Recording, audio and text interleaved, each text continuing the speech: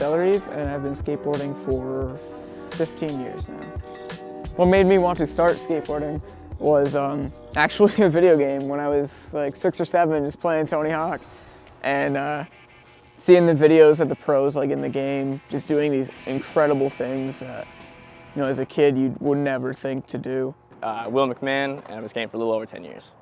I got into skating because of the Tony Hawk Pro Skater games. I know it sounds crazy, but playing PS1 back in the day, you know, you get to create your own skaters. It was awesome. That's what got me into it. And that really kind of got me going on extreme sports. I mean, once I really got into skateboarding, that kind of just stood out so much more than a team sport could. Skating is a total release. It doesn't matter how crappy my day is until I step on a board. It's release. I'm in my most comfortable state. I'm most confident when I'm on a board, and it doesn't matter what's going on in my life. Like, skateboarding is skateboarding no matter what. Negative stereotypes of skateboarding come with vandalism and just like those few bad apples that are out there, just being goons and kind of painting a bad picture for the whole society of it. Most of the time, I mean, being stereotyped really as a skateboarder and someone who fits the stigma of just a loud, noisy punk kid just doing stupid things and causing trouble for no reason. But mainly in like run-ins with getting kicked out of places, people seem to like assume that you're doing the worst, assume that you're just there to like mess things up or vandalize something or just there to cause trouble, when in actuality I'm just trying to have fun. This happened to me one time. I was just sitting on the grass with my board, and they threatened to call the police on me for skateboarding. I was actually just pretty much doing what I am right now, but on the grass. I was just sitting, hanging out, waiting for my friend to get there so we could skate. And I got shut down before he even got there. We got pulled over in Kingston coming back from an indoor park because it was the winter. We drove an hour and a half to get to this indoor park. Just shows you the commitment to get up to this place. We're coming home, there's 3 of us guys, and we get pulled over, and they didn't even believe that we went to a skate park. They did not believe that we were, whoa, why are you out here an hour and a half to go to a skate park? That doesn't make sense. And it wasn't until they got to our trunk to search it and they saw the 4 skateboards lying in there with bags and water that they finally were like, oh, okay, so you guys were actually coming from a skate park and you weren't. So it's just like they came up with all the skepticism as if we were doing something really wrong and we were just driving home. I would say the first officer was pretty skeptical. I don't know if he had a lot of attitude, but he didn't believe us is what it felt like. So it felt, and when somebody doesn't believe you, it's not the most encouraging thing. Sadly, some people do provide for that negative stigma of skateboarders, and they do pretty much what the stereotype says. They're loud, they rebel when police come to kick them out of spots, they damage, vandalize property. I've seen these things. Unfortunately, those aren't really the true skateboarders either. It's people that have a skateboard and think that they're really big into skateboarding just because they have one. So they follow this stigma when really they're creating it. A lot of kids get into skating at a vulnerable age, around like 10 to 14 range, and that's kind of when you're most impulsive and you're most, you don't understand the world yet. So like you're just doing stupid stuff to have a good time. You might not even realize that you're destroying somebody's property or you're going and doing something that you're not supposed to be doing. Most cops I've dealt with are understanding and they're cool with it. They usually don't even want to be out there kicking us out. And it's gotten me really comfortable talking to police officers. So the cop side of it is unfortunate because people are calling the police, but it's also, they seem to understand where we're coming from. And then there are some that just think like police or just people who have like a land title deed, they think like they have a badge of just being, you know, rude to you and disrespectful and just force you off just because. Once upon a time, a long time ago, the skate park was maintained and there was staff there and it was like helmets were required and it was very well kept. Like tarps were put down over the ramps in the winter. They really looked after it. But over the time, people just started to care less and less about the skate park and stopped investing money into keeping it updated. And then the park is kind of in the sad state that it's in now, where at one point there was a booth there that got vandalized by graffiti. The ramps all got graffitied. The ramps are starting to get rusty. People are just starting to stop care about the park so much, so the skateboarders are, you know, it's hard to skate a park that's falling apart, so we'll go skate street.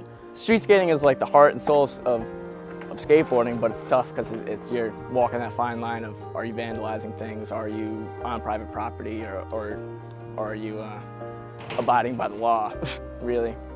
And then people get upset that we're skating in the streets and contributing to these bad stereotypes.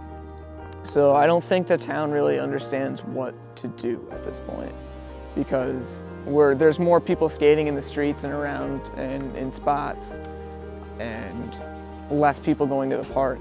But at the same time, they're not putting money into restoring the park to solve the problem. Upkeep with parks is tough because it's expensive to get the parks here in the first place, and then it's expensive to staff them. It's expensive to keep them maintained, but that's where it lies. If people see crappy skate parks, it becomes ugly, it becomes a nuisance. People don't want to see a crappy looking place with broken glass all over, and they're not going to feel comfortable bringing their children there to learn. You know, upkeep is a big issue with skateboarding right now. Plattsburgh skateboarding doesn't really have much for street spots as it is. We just kind of have to make do with what we have. So I think if the park were upkept and there was a little bit more to do, just even like anything new that people haven't seen yet, I think that would make a tremendous difference, and people would be more excited to go try something newer than going to the same stair set that they've been going to for a while now. I think they could do a little bit better with their space, but I think, you know, having it here is better than nothing. So I think they can definitely build upon it. Skateboarding is, in a way, it is an art form, because like art forms, you have different styles of representation. You have like in painting, you have like realist painters, you have people that paint abstractly. Well, skateboarding is kind of in a similar sense the same thing.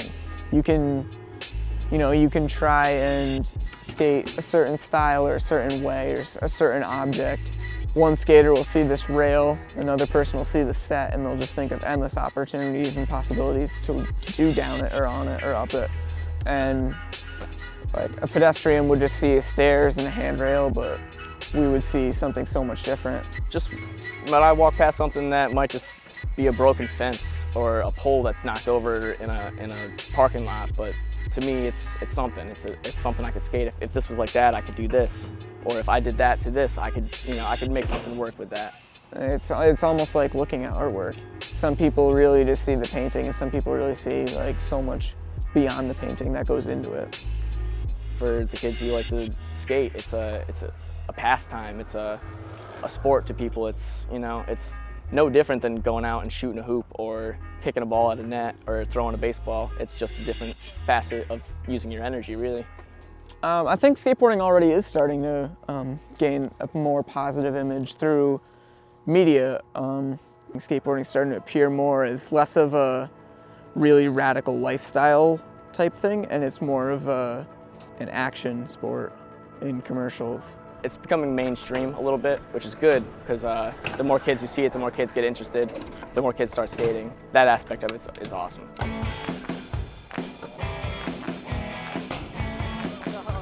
I think it was a Mountain Dew commercial, Sean Malto did a board slide down like a rail with matches on it, and it lit up as they went behind him. And I think that was really cool, because it kind of showcased skateboarding in a different way. And it was just like a really fun, positive commercial, and it was really good for skateboarding. And I think they're starting to make the name change, and they're starting to change that stigma that everyone who skateboards is just like a bad person for doing what they want to do. I'd say skateboarders are kind of introverted in nature, but if they just got themselves out there and put their faces on something and backed it, I think it would help a lot. Skate for Cancer is a nonprofit organization that started out when the founder, Rob Dyer, lost 4 people that were very close to him in a very short period of time. And so he decided he was going to skateboard from Los Angeles to his hometown, Newmarket, Ontario, an 8,000-kilometer skate to raise awareness and prevention. I lost my grandpa and my other grandfather and my aunt, my great aunt, to cancer. And in 2011, I decided to do something crazy, and over just across town, there's an oval, and one lap around it is exactly 1 mile. So I decided one summer I was going to skateboard 1,000 miles. And then in high school, for one of my projects, we had to do like a fundraiser, a philanthropy event. So I did a 50-mile marathon again on the oval to raise money for Skate for Cancer. And I was able to raise just short of $600, I think. It's always stuck with me, it's meant a lot to me, and so I got a couple tattoos for it, actually. It's cool, it's like a giant, I don't know if you want to pan in on it, it's like a big skateboard wheel, and it says Dream Love Cure, and it's got fire coming up from the back of it. And even in a non-Skate for Cancer way, it's about skateboarding directly. It's kind of like the cause for Skate for Cancer.